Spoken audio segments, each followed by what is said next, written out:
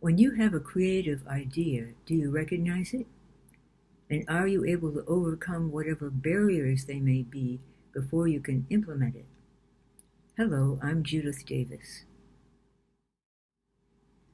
A recent article in the New York Times on April 14, 2024, describes an initiative in a Brooklyn charter school in which the school day is extended to 12 hours.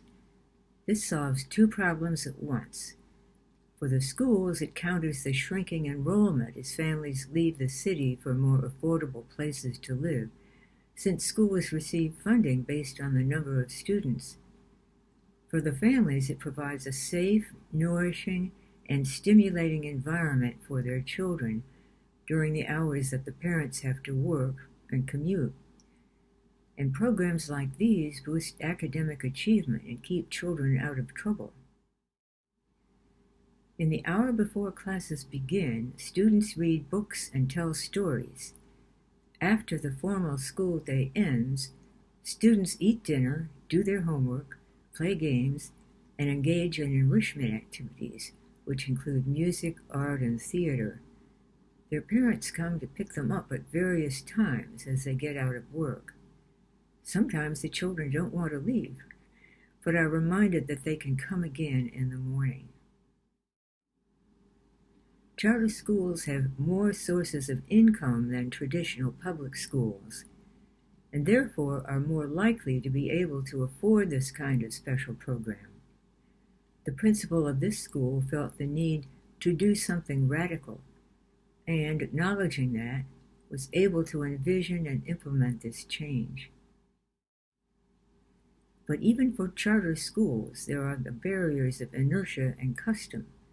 Some of these barriers are internal, in our own minds, and some are external, in the environment. For this principle, the need for radical change was a powerful enough stimulus that it overcame whatever internal barriers she might have had, or perhaps her internal barriers were minimal.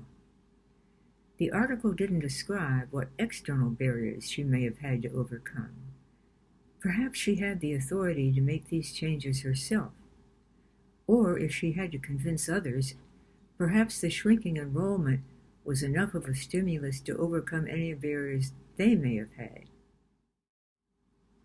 I've written previously about the process of creativity on January 3rd, 2024, but for any new idea, you have to overcome whatever internal barriers you might have. The most effortless way to do this is by letting your inner guide deal with those barriers. If you don't yet have an inner guide, you can acquire one using the link below.